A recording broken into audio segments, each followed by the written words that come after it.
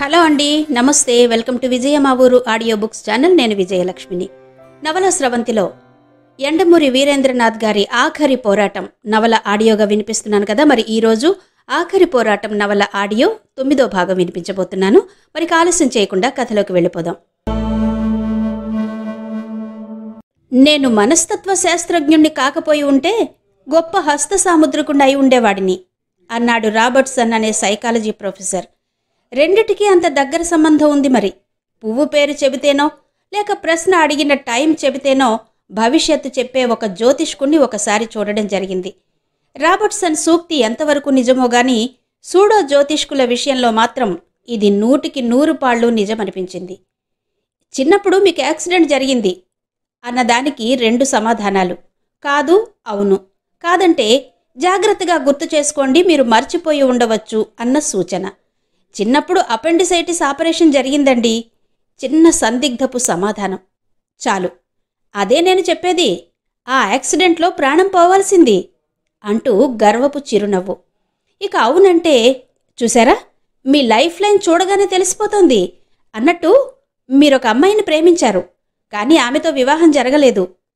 దీనికి మళ్ళీ 2 సమాధానాలు, కాదు, అవును. దాదాపు ప్రతివాడు జీవితంలో ఎవరో ఒకరిని లవ్ చేసి ఉంటారు. ఆ పెళ్లి ఎలానూ జరిగి ఉండదు. 100కి 90 మంది ఆ జ్ఞాపకాల్లోకి జారిపోయి తదాత్మ్యంగా అవును అంటాడు. లేదు, కాదంటే లేదా, అయితే మీకు తెలియకుండానే మిమ్మల్ని ప్రేమించి గుండెల్లో నింపుకున్న అమ్మాయి ఎవరో ఉన్నారు అంటాడు. అవును, 20 ఏళ్ల క్రితం మా పక్కింట్లో. వద్దొద్దు, చెప్పొద్దు, ఈ హార్ట్లైన్ చెబుతోంది మీరు ఆ ప్రేమను గుర్తించలేదు. పోన్లేండి, అది మంచికే వచ్చింది. పోతే మీరప్పుడేదో కష్టంలో ఉన్నారు, చిన్న సమస్య. ఇలా సాగుతుందా సంభాషణ. దీన్నే కొంచెం పెద్ద ఎత్తులో నిర్వహిస్తే అనంతస్వామికి బారులు తీర్చిన అనంతానంత భక్తకోటి మధ్య నడుస్తూ అక్కడక్కడా దీవెనలు ఇవ్వడం అలవాటు. అప్పుడెప్పుడో అలా ఆగి ఒక భక్తురాలికి కుంకుమ ఇచ్చాడు. ఆమె నివ్వెరపోయి స్వామి అంది.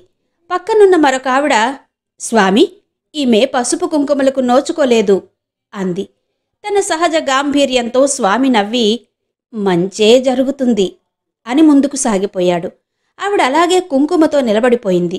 ఆమె వర్ధనమ్మ. ఆ రోజు జరిగిన సంఘటన ఈరోజు వర్ధనమ్మకి స్వామి మీద గౌరవాభిమానాన్ని విపరీతంగా పెంచేసింది. తన నుదుటున బొట్టు నిలిపింది. స్వామి రూపంలో భగవంతుడే అన్న నమ్మకం కలిగింది. ఇందులో చిత్రమేమీ లేదు. సిబిఐ చీఫ్ అజ్ఞానం కన్నా ఇది పెద్దదేమీ కాదు. జరుగుతున్న సంఘటనల్ని జ్యోతిష్కుడు ఎప్పుడో చెప్పిన మాటలకి అన్వయించుకుని సంతృప్తి చెందటం సామాన్యుల అలవాటు. ఎన్నాళ్ల క్రితమో చనిపోయాడనుకున్న భర్త తిరిగి లభించడంతో పొందిన ఆనందాన్ని ఆమె స్వామి మహిమకి అన్వయించుకుని తిరిగి మరొకసారి ఆయన్ని దర్శించాలనుకుంది. అయితే ఈసారి పరమేశ్వరం భార్యగా ఆమె హోదా వేరు. భక్తుల దర్శన సమయంతో నిమిత్తం లేకుండా ఆ దంపతులకి స్వామి అంతఃపురంలోకి వెళ్లే అవకాశం లభించింది. విహారిని కూడా తీసుకెళ్దాం అన్నాడు పరమేశ్వరం. విహారి మండిపడ్డాడు. నేను స్వామి దగ్గరకా అన్నాడు కోపంగా. ఏ తప్పే ఉందిరా అంది వర్ధని. స్వామి ఎటువంటివాడో తల్లికి చెప్పడం అనవసరం అనిపించింది. నేను రాను అన్నాడు విహారి. మనకెంతో సాయం చేసిన స్వామి గురించి నిర్లక్ష్యంగా మాట్లాడకు అన్నాడు పరమేశ్వరం. విహారి కాస్త ఆలోచించి సరే అన్నాడు. ఆ సాయంత్రం ముగ్గురు స్వామి దగ్గరకు వెళ్లారు. వర్ధనమ్మ భక్తిగా పూలు ఫలాలు సమర్పించింది. సామాన్యులకే కాదు, పెద్ద పెద్ద అధికారులకి కూడా దొరకని ఆ స్పెషల్ దర్శనం తనకు దొరకడం అదృష్టంగా భావించింది. అంతా తన భర్తకి ఉన్న పలుకుబడి అనుకుంది. ఆమె జీవితంలో అంత ఆనందాన్నిచ్చిన సంఘటనలు చాలా తక్కువ. అసలు ఆమె జీవితంలో అంతా విషాదమే. తెలిసి తెలియని వయసులో ప్రేమలో పడడం, కోట్లు కాదని ప్రేమించిన వాడితో వెళ్లిపోవడం, భర్త మరణం, అన్నీ అటువంటి సంఘటనలే. ఇప్పుడే ఆమె జీవితంలో మాధుర్యాన్ని అనుభవిస్తోంది. ఆ సంతోషంలో భక్తిగా స్వామి కాళ్లకి నమస్కారం పెట్టింది. స్వామి నువ్వో అన్నట్టు తన కాళ్లవైపు విహారి మొహం వైపు చూశాడు. వర్ధనమ్మ కొడుక్కు సైగ చేసింది. విహారి కాస్త తటపటాయించి స్వామికి ప్రణామం చేశాడు. స్వామి చిరునవ్వుతో పరమేశ్వరం వైపు చూశాడు. పరమేశ్వరం గర్వంగా నవ్వాడు. స్వామి తాయెత్తు తీశాడు. మండూక మహత్తు ఉన్న తాయెత్తు ఇది. సాధారణంగా ఎవ్వరికీ ఇవ్వను. నా భక్తురాలి కొడుకువు కాబట్టి నీకు కడతాను అంటూ కట్టాడు. వర్ధనమ్మ పొంగిపోయింది. విహారి జేబులో నుంచి చిన్న పెట్టె తీశాడు. మార్జాల పూజ చేసి భక్తిగా మీకు సమర్పించుకుందామని తెచ్చాను. భక్తుడి కానుకగా తీసుకోండి అన్నాడు. వేలాది మంది భక్తులిచ్చిన కానుకలు గుట్టలు గుట్టలుగా పడి ఉన్నాయి. స్వామి ఆ కానుక కూడా గుట్టలోకి జారవిడిచాడు. మరోసారి నమస్కరించి తల్లి కొడుకులు అక్కడి నుంచి బయటకొచ్చారు. వెనకే ఆగిన పరమేశ్వరం, ఎందుకంత ఖరీదైన మైక్రోఫోన్ అతడికి కట్టారు అని అడిగాడు. విహారి నుంచి తెలుసుకోవలసిన రహస్యాలు మనకేమీ లేవు కదా అనేది అతడి ఉద్దేశం. స్వామి నవ్వాడు.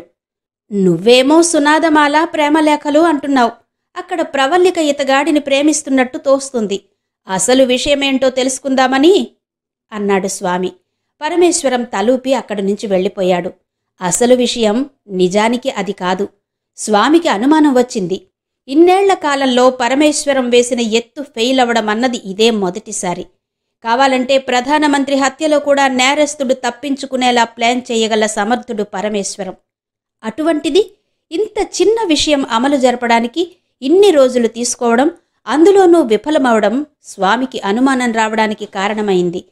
కొడుకుతో కుమ్మక్కై ఉండకపోవచ్చు, కానీ బంధాలు పరమేశ్వరాన్ని తటపటాయించేలా చేస్తున్నాయేమో అని అనుమానం కలిగింది.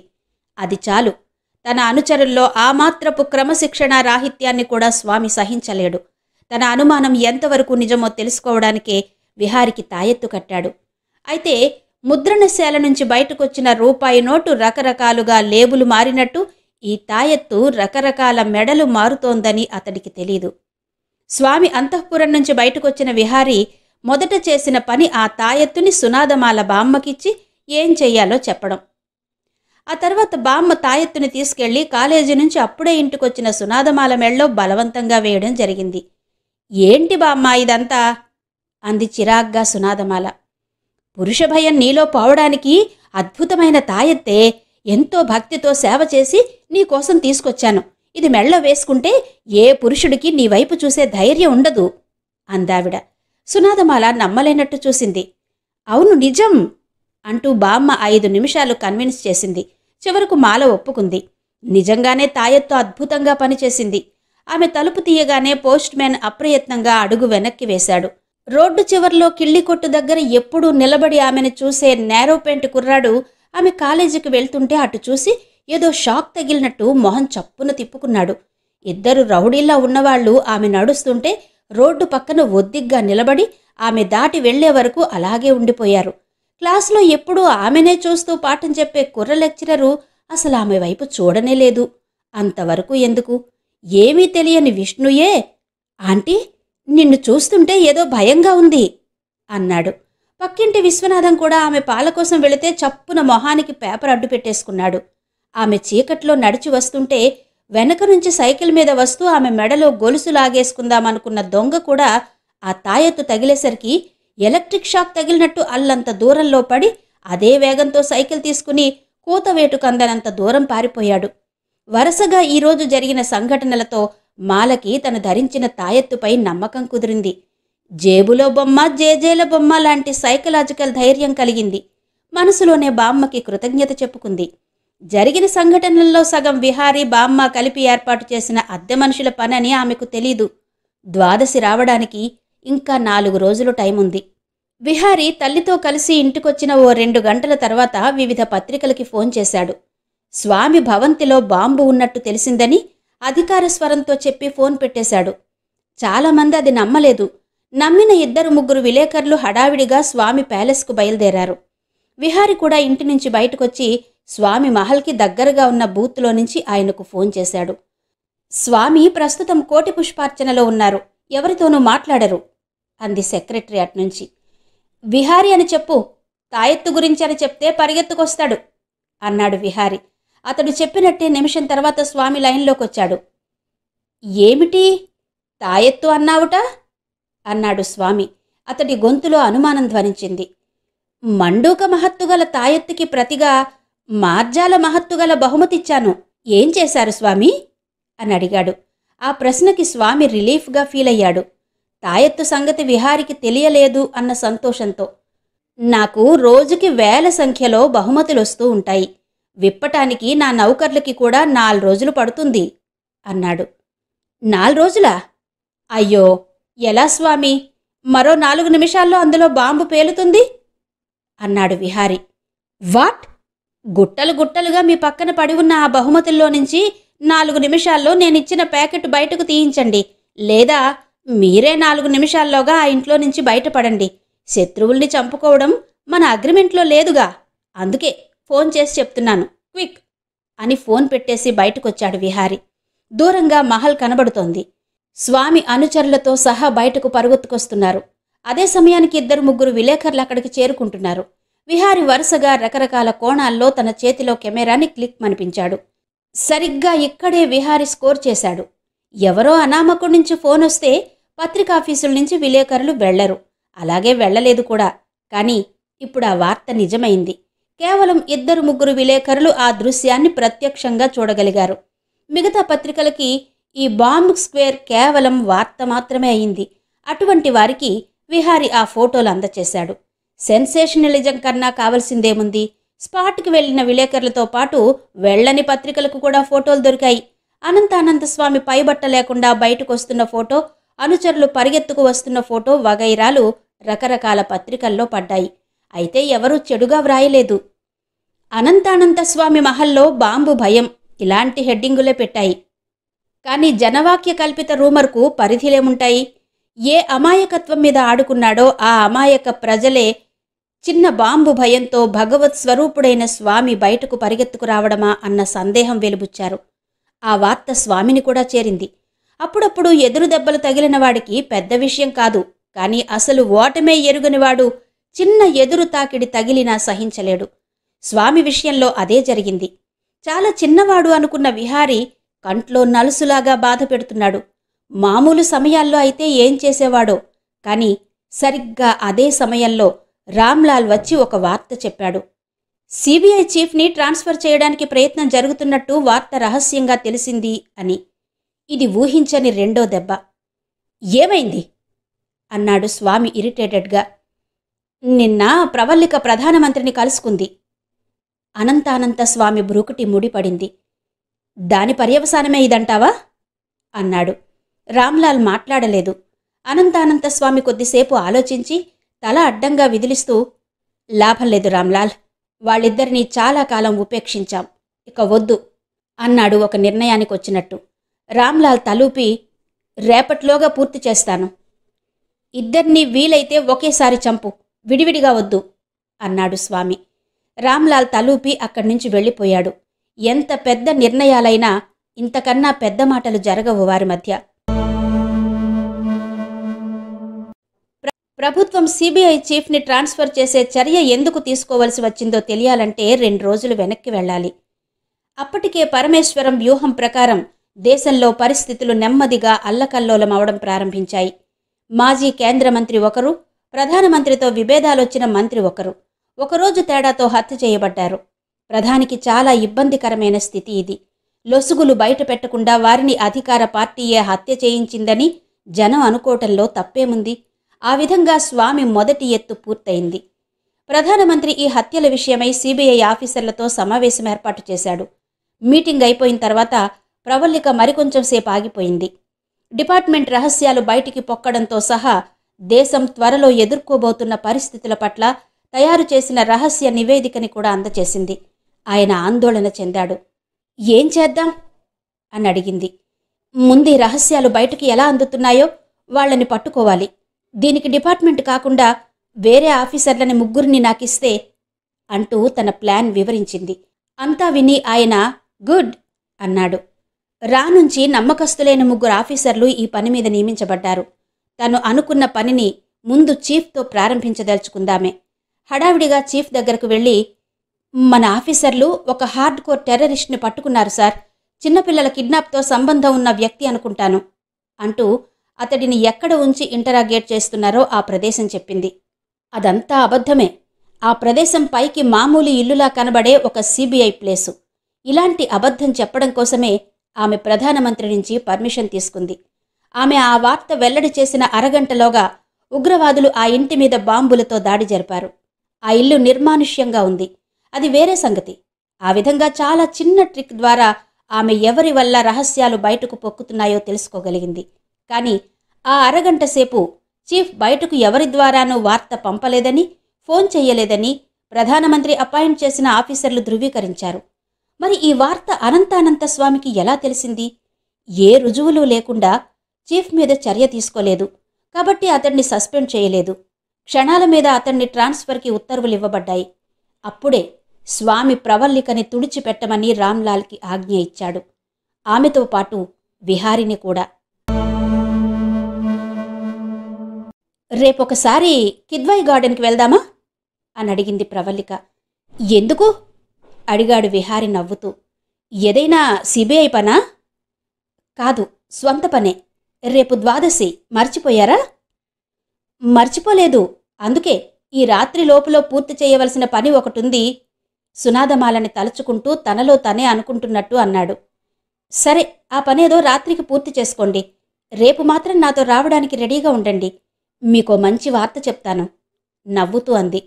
చీఫ్ బదిలీతో ఆమె సంతోషంగా ఉంది. పేపర్లో స్వామి గురించి వచ్చిన వార్త పట్ల విహారి కూడా సంతోషంగా ఉన్నాడు. అన్నట్టు ద్వాదశి నాడు మీ నాన్నగారు మా ఇంటికి వస్తానన్నట్టున్నారు. అప్పుడు నేనుండనవసరం లేదా అని అడిగాడు. అవసరం లేదు మహాశయ, మీరు నాతో రండి. వాళ్ళేం మాట్లాడుకున్నారో తర్వాత విందురుగాన్లేండి అంది ప్రవల్లిక.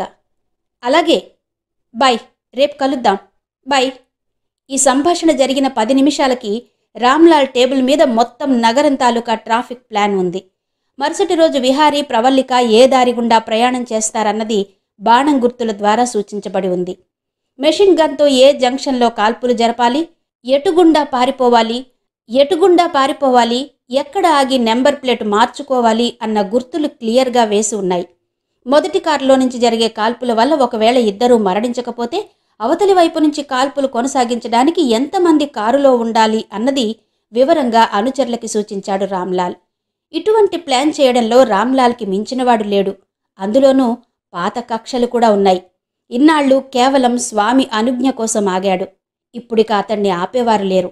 సెకన్లతో సహా జాగ్రత్తగా ప్లాన్ చేసి మరుసటి రోజు కోసం ఎదురు చూడసాగాడు. ఇప్పుడు సినిమాకా అంది సునాదమాల కళ్ళు పెద్దవి చేసి. నీకు నిజంగా మతిపోయింది బామ్మా. టైం ఎంతయిందనే? 9:30గా. అయితే మాత్రం మరి సెకండ్ షోకేంటి? నాకు మాత్రం ఏం తెలుసు.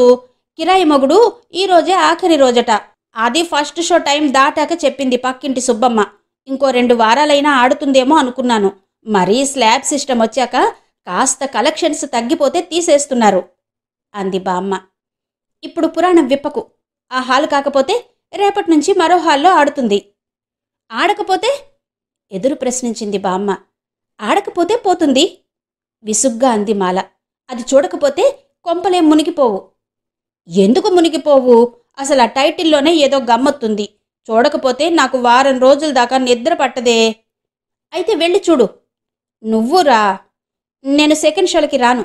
అందులోనూ అటువంటి పిక్చర్లు అస్సలు చూడను. బామ్మ విష్ణువైపు తిరిగి, నువ్వొస్తావా అని అడిగింది. వస్తానన్నాడు వాడు. కానీ సందిగ్ధంగా పిన్నివైపు చూసి, ఒక్కదానివి ఉండగలవా అన్నాడు. నాకేం భయం అంది మాల. తాయెత్తు కట్టాక ధైర్యం వచ్చిందా? మీరు వెళ్తే వెళ్ళండి, నా టైం వేస్ట్ చేయకండి. ఇద్దరూ హడావిడిగా తయారై వెళ్ళిపోయారు. మరో గంటసేపు చదువుకుని నిద్రపోవడానికి ఉపక్రమించింది సునాదమాల. అప్పుడైంది వంటింట్లో చప్పుడు. ముందు ఆమెకు అనుమానం రాలేదు. లోపల అడుగుల చప్పుడుకి లేచి కూర్చుంది. వెనక గదిలో అప్పుడో దొంగ ఆమె ఉన్న గదిలోకొచ్చాడు. పెద్ద పెద్ద మీసాలున్నాయి. బుగ్గకి సన్నటి జీర ఉంది. మొలలో నుంచి కత్తి తీసి ఆమె మెడ కాంచి, బీరువా తాళాలెక్కడున్నాయి అని అడిగాడు బొంగురు గొంతుతో. ఒకప్పుడైతే స్పృహ తప్పి పడిపోయేది. కాని ఇప్పుడు ఆమె పెదవుల మీద సన్నగా నవ్వు వెలిసింది. తాయెత్తు పైట చాటున ఉంది. దాన్ని కాస్త బయటకొచ్చేలా చేస్తే చాలు. అప్పుడీ దొంగ ఎంత వేగంగా ఇక్కడి నుంచి పరిగెడతాడు అనుకుంది. ఈ లోపల వాడు, తొందరగా తాళాల సంగతి చెప్పు అని దగ్గరకొస్తూ మళ్లీ బెదిరించాడు.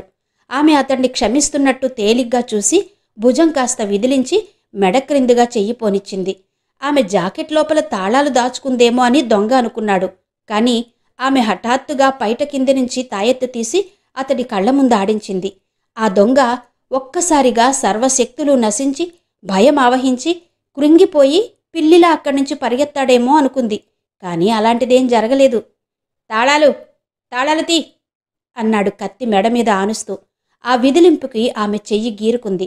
మరొక్కసారి తాయెత్తు వైపు అతడి మొహం వైపు చూసింది. వాడిలో మార్పేమీ లేదు. కాళ్లవైపు మొహం వైపు చూస్తే పార్టీ మార్చేయడానికి వాడేమీ రాజకీయ నాయకుడు కాదు కదా. అంతకన్నా కాస్త మంచి ప్రొఫెషన్ అయిన దొంగతనం అనే వృత్తిలో ఉన్నవాడు. డబ్బు కోసం మాత్రమే వృత్తి చేపట్టినవాడు. తన తాయెత్తు అందర్నీ భయపెట్టినట్టు ఆ దొంగని భయపెట్టడం లేదని అర్థమవగానే ఆమె మామూలు సునాదమాలైపోయింది. ఒక్క ఉదుట్న భయంతో లోపలికి పరిగెత్తింది. దొంగ ఆమె వెంటపడ్డాడు. ఆమె వంటింట్లోకి దూరి తలుపులు వేసేయబోయింది. కాని వాడి బలం ముందు అవి ఆగలేదు. వాడు కూడా లోపలికి ప్రవేశించాడు. చేటలో బియ్యం ఉంటే వాడి మొహం మీద కొట్టింది. టమోటో పళ్ళు పక్కనుంటే విసిరేసింది. కాని వాడు మీద మీదకు రాసాగాడు. ఆమె జాకెట్లోనే తాళాలు దాచుకుందన్న అనుమానం నిశ్చయమైపోయింది. కేవలం వృత్తి మీద ఉండే గౌరవం వల్ల తాళాలు తాళాలు అని ఆక్రోశిస్తున్నాడే తప్ప మరొకడైతే తాళాల కన్నా ఆ తాళాలుండే స్థానం పట్లే ఈ పాటికి ఎక్కువ మక్కువ చూపి ఉండేవాడు. ఆమె ఎలాగో అతడి నుంచి తప్పించుకుని వంటింట్లో నుంచి బయటకు పారిపోయి వచ్చి అదే ఊపులో ముందు గది తలుపు తీసింది. బయట రోడ్డు మీదకు పరిగెత్తబోయేదే. కాని గుమ్మం దగ్గర మరో ఆకారం నిలబడి ఉంది. ఆమె కెవ్వున అరవబోయి అది తెలిసినా పోలికలు కలదై ఉండడంతో బలవంతాన కేక నాపుకుంది. ఆ ఆకారం నికుంజు విహారిది. రేపు ద్వాదశి. రేపట్లోగా మీరు ఐ లవ్ యూ అనకపోతే మీ ఇంటెదురుగా ఉరేసుకుని చచ్చిపోతాను అంటూ సాయంత్రం నుంచి ఇంటి ముందు కిల్లీ షాపు దగ్గర నిలబడి ఉన్న విహారి ఆ సమయంలో కనబడడం ఆమెకు కొండంత ధైర్యాన్నిచ్చింది. దొంగ అంది. దొంగని కాదు, విహారిని అన్నాడు. మీ ఇంట్లో అకస్మాత్తుగా ఏదో చప్పుళ్ళవుతుంటేనూ అంటూ వివరించబోయాడు. మీరు దొంగ కాదు, లోపల దొంగున్నాడు అంది అతడి మాటలు తుంచేస్తూ కంగారుగా. దొంగ అంటూ విహారి వంటింట్లోపలికి దూసుకు వెళ్లాడు. ఆ వెళ్లడంలో వాడు లోపల ఎక్కడున్నది చూసుకోలేదు. వెనక నుంచి వాడొచ్చి విసురుగా పొడవబోయాడు. ఆమె కివ్వున అరిచింది. ఆ అరుపుకి వెనుతిరిగిన విహారి బలంగా వాడి మొహం మీద చరిచాడు. వాడు వెల్లకిలా పడబోయి తమాయించుకుని ముందుకు దూకాడు. 2 నిమిషాల పాటు భీకర సమరం జరిగింది. చిత్తరువులా నిలబడి చూస్తుండిపోయింది మాల. ఆమెకేం చెయ్యాలో తోచలేదు. ఎంతైనా దొంగ ఇటువంటి విద్యలో ఆరితేరినవాడు. విహారిని ఓవర్ పవర్ చేసి కింద పడేశాడు. కత్తి ఎత్తి గుండెల్లో పొడవబోయాడు. అప్పుడే స్పృహలోకొచ్చినట్టు సునాదమాల ఆ దృశ్యం చూస్తే కొవ్వున అరుస్తూ ముందుకు పరిగెత్తుకొచ్చి విహారికి అడ్డుగా నిలబడిపోయి మీద పడబోయింది. దొంగ ఈ లోపులో కత్తి దించడం, అది సునాదమాల నడుములోకి దిగిపోవడం ఒకేసారి జరిగాయి. తన శరీరంలోకి కత్తి దిగిపోవడాన్ని ప్రత్యక్షంగా చూసింది. కిందనున్న విహారి నోనో అని అరుస్తూ ఆమె నడుం పట్టుకున్నాడు. అప్పటికే జరగవలసిన ఘోరం జరిగిపోయింది. అతడి చెయ్యి ఎర్రగా తడిసిపోయింది. ఆమెను పక్కకు తోసి లేచి కూర్చున్నాడు. ఆమె మూలిగింది. తను చేసిన పని హత్యలోకి దిగుతుందని దొంగ కూడా ఊహించకపోవడంతో భయంతో వణికిపోయాడు. అక్కడ్నుంచి పరిగెత్తడం సునాదమాల చూసింది. ఆమె పరిస్థితి ఆందోళనకరంగా, అగమ్యగోచరంగా తయారైంది. బాధ తెలియడం లేదు. అంతా తిమ్మిరెక్కినట్టుంది. శరీరం స్వాధీనంలో లేదు. కళ్ల నిండా నీళ్లు కమ్ముకోవడంతో విహారి మసకమసగ్గా కనబడుతున్నాడు. ఈ హడావిడిలో దొంగ పారిపోయినట్టున్నాడు. అలికిడి వినిపించడం లేదు. ఆమె కళ్ళు మూసుకుంది. ప్రాణం పోవడం ఇంత తేలిగ్గా ఉంటుందా? ఆ బాధలు, తన కాంప్లెక్సులు ఇవేవి ఇక ఉండవా? ఊపిరి భారంగా తీసింది. కళ్ళు విప్పింది. ఆత్రంగా తన వైపే చూస్తున్న విహారి కనబడ్డాడు. ఆమె మనసంతా అదో రకమైన అనిర్వచనీయమైన అనుభూతికి లోనైంది. చనిపోయేటప్పుడు గుక్కెడు తీర్థం నోట్లో పోసేవాడు కావాలని ఎందుకంటారో అర్థమైంది. మనిషికి తోడు అవసరం తెలిసింది. విహారి మీద చెప్పలేనంత అభిమానం కలిగింది. తన మీద తనకే జాలి. అతడి ప్రేమ మీద ముప్పిరిగొన్న ఆవేశంతో ఏవండి అంది. చెప్పండి అన్నాడతడు.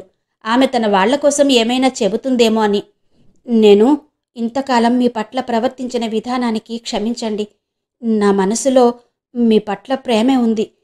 కానీ దాన్ని చెప్పడానికి అర్థం లేని భయమేదో. ఆమె ఆగి ఏం చెప్పాలో తెలియనట్టుండిపోయింది. భయమేదో? తలుపు వైపు నుంచి ఎవరో ప్రశ్నించారు, తర్వాత చెప్పమన్నట్టు. నాకు మగవాళ్లంటే భయం, అసహ్యం. కానీ మొదటిసారి మిమ్మల్ని చూసినప్పుడే. మొదటిసారి అంటే ఎప్పుడు? మీద పడుకున్నప్పుడా? విహారి అడిగాడు. ఆమె సమాధానం చెప్పలేదు. మరణించే ముందు సిగ్గు అనవసరం, అబద్ధాలు చెప్పకూడదు తలుపు వైపు నుంచి అన్నారెవరో. అవును, మొదటిసారి మిమ్మల్ని చూసినప్పుడే మీరంటే ఇష్టం కలిగింది. కానీ మీరు నా వెనక పడేసరికి మరింత బిగుసుకుపోయాను. టెలిఫోన్ మిష మీద మీరు నన్ను పలకరిస్తున్నారని తెలుసు. నవ్వేయాలని ప్రయత్నించినప్పుడల్లా ఏడుపొచ్చేది.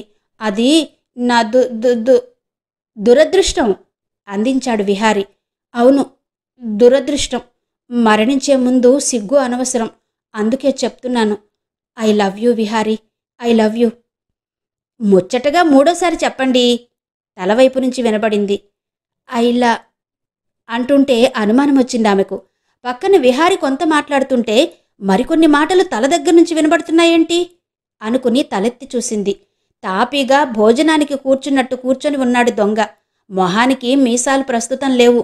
డొక్కల్లో గాయం సంగతి కూడా మరిచిపోయి ఒక్క ఉదుటున లేచి కూర్చుంది.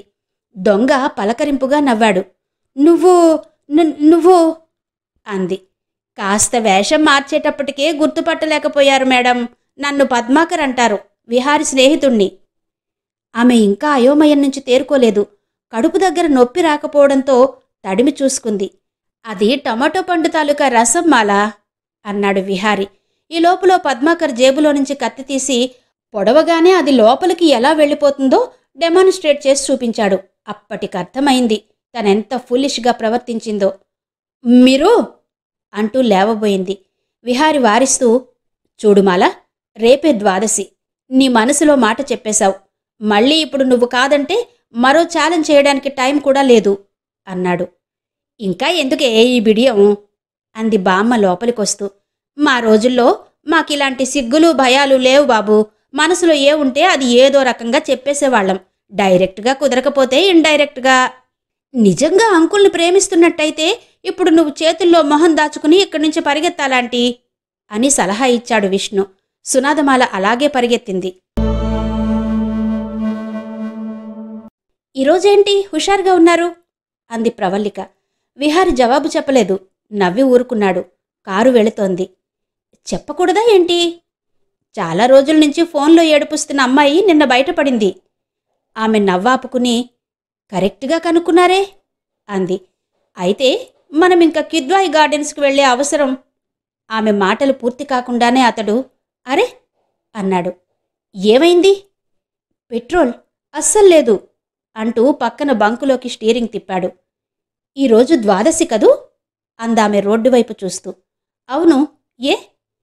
మరి ఈరోజే ఈ పులివేషాలు వేశారేంటి అంది. విజయదశమి వస్తోంది కదా, రిహార్సల్స్ వేస్తున్నారేమో దూరంగా క్యూ వైపు చూస్తూ అన్నాడతను. రోడ్డుకి ఒక పక్కగా చిన్నపిల్లలు అయ్యవారికి చాలు 5 వరహాలు అని పాడుకుంటూ వస్తున్నారు. పల్లెల్లో తప్ప చూడం కదా ఇలాంటి దృశ్యం. జీతాలు రాని టీచర్లు ఎవరో ఏర్పాటు చేసుంటారు అంటూ నవ్వాడు విహారి. అందుకే దశమి నాడు చెయ్యవలసింది ద్వాదశి నాడే ప్రారంభించారు. జేబులో నుంచి 100 నోటు తీసి బంకు కుర్రాడికిస్తూ 20 లీటర్లు అన్నాడు. హాయ్ అని పక్క నుంచి వినిపించింది. మోటార్ సైకిల్ మీద పద్మాకర్. ఎక్కడికి పొద్దున్నే బయలుదేరారు? విహారి సమాధానం చెబుతుండగా దూరంగా ఒక కారు ఆగింది. నల్లద్దం కాస్త కిందికి దిగింది. అందులో A5 ఉన్నాడు. వాకీటాకీలో పెట్రోల్ బంకు దగ్గర విహారి వాళ్ళ కారు ఆగినట్టు రామ్లాల్కి చెప్పాడు. అంతకన్నా మంచి అవకాశం రాదు, గోయహెడ్ అవతల నుంచి సూచన వచ్చింది. పక్క జంక్షన్లో మరో కార్ను రెడీ చేసుంచాడు రామ్లాల్. ఈ లోపులో A5 మెషిన్ గన్ సరిచూసుకుని కారుని పెట్రోల్ బంక్ దగ్గరగా తీసుకువెళ్లమన్నాడు.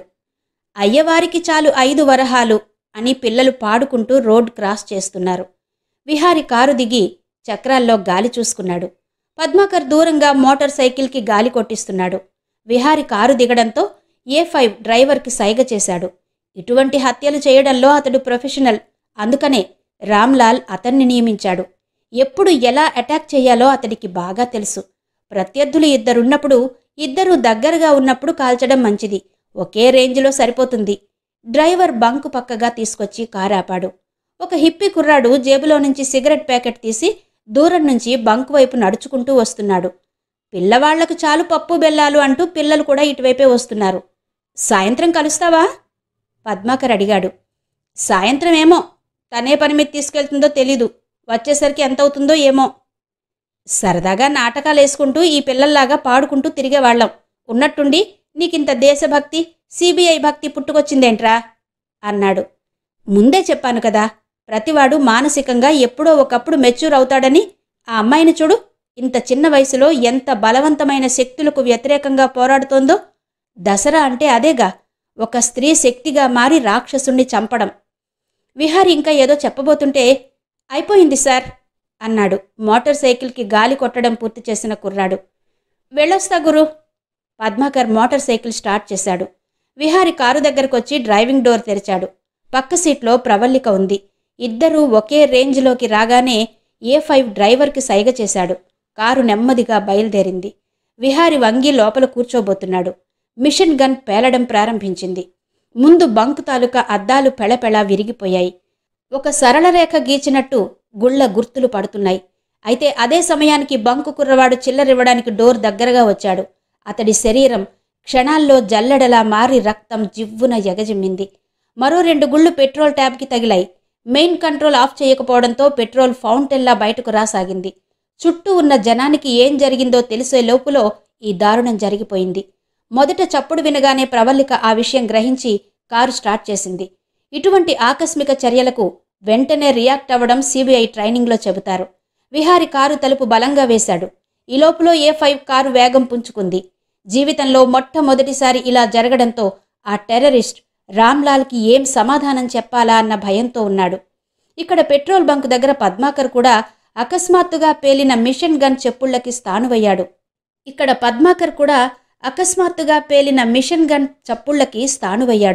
ఒక గుండు చెవి పక్కగా దూసుకుపోయింది. మరొకటి ఎయిర్ ఫిల్లర్కి తగిలింది. అతడు మోటార్ సైకిల్ని వదిలేశాడు. ఇంత గొడవ జరుగుతున్నా ట్రాఫిక్ వేగంగా వెళ్తూనే ఉంది. బంకు యజమాని, బంకు దగ్గరున్న మోటరిస్టులు మాత్రం భయంతో అరుస్తున్నారు. సిగరెట్ వెలిగిస్తున్న హిప్పీ మీద పడింది పద్మాకర్ దృష్టి. ట్యూబ్ నుంచి ధారగా కారి రోడ్డు వైపు మడుగు కడుతోంది పెట్రోలు. అటువైపే వస్తున్నారు పిల్లలు, దసరా పండుగ ఉత్సాహంతో పాటలు పాడుకుంటూ. పద్మాకర్ పరిగెత్తడం ప్రారంభించాడు. పడిపోయిన మోటార్ సైకిల్ని, మధ్యలో ఉన్న బంకు కుర్రాడి శవాన్ని చూసుకోలేదు. ఒక స్లో మోషన్ పిక్చర్లోలా అతడి హిప్పీని చేరుకోవడం, అతడి చేతిలో నుంచి నేల మీదకు జారుతున్న అగ్గిపుల్లను మధ్యలో పట్టుకోవడం ఒకేసారి జరిగిపోయాయి.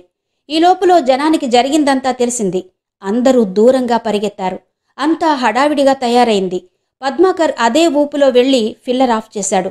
పెట్రోల్ ప్రవాహం ఆగిపోయింది. ఎవరో ఫైర్ స్టేషన్కి ఫోన్ చేశారు. ట్రాఫిక్ జామ్ అయింది. బంక్ చుట్టూ జనం వలయంలా ఉన్నారు.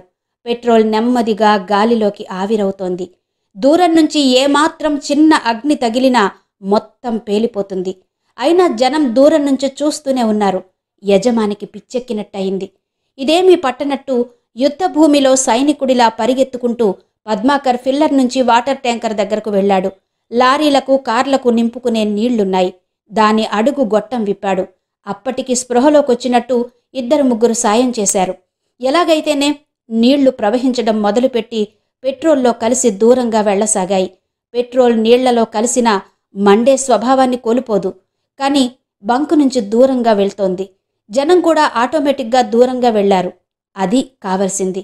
5 నిమిషాల్లో అక్కడ స్థితి యథావిధిగా అయింది. ఒకవైపు నుంచి పోలీస్ వ్యాన్, మరొక వైపు నుంచి ఫైర్ ఇంజన్ వచ్చాయి. శవం దగ్గరకు పోలీసులు పరిగెత్తారు. యజమాని నుంచి అంతా తెలుసుకున్న ఇన్స్పెక్టర్ పద్మాకర్ దగ్గరకొచ్చాడు. కాల్పులు ఎవరి మీద ఎవరు జరిపారో మీకేమైనా అనుమానంగా ఉందా అని అడిగాడు. లేదు అన్నాడు పద్మాకర్. నేను గాలి కొట్టించుకుందామని వచ్చాను అని చెప్పాడు. సరే, మీరు వెళ్ళొచ్చు. బై కంగ్రాచ్యులేషన్స్, గొప్ప ప్రమాదం నుంచి ఈ ప్రదేశాన్ని కాపాడారు. థ్యాంక్స్ అని పద్మాకర్ మోటార్ సైకిల్ వైపు నడిచాడు. పెద్ద ప్రమాదం తన కోసం పొంచి ఉన్నదని అతడికప్పుడు తెలియదు. ఇంతవరకు యండమూరి వీరేంద్రనాథ్ గారి ఆఖరి పోరాటం నవల ఆడియో 9వ భాగం విన్నారు కదా. మిగిలిన కథ తరువాతి భాగాల్లో వినిపిస్తాను. అంతవరకు సెలవు. నమస్తే.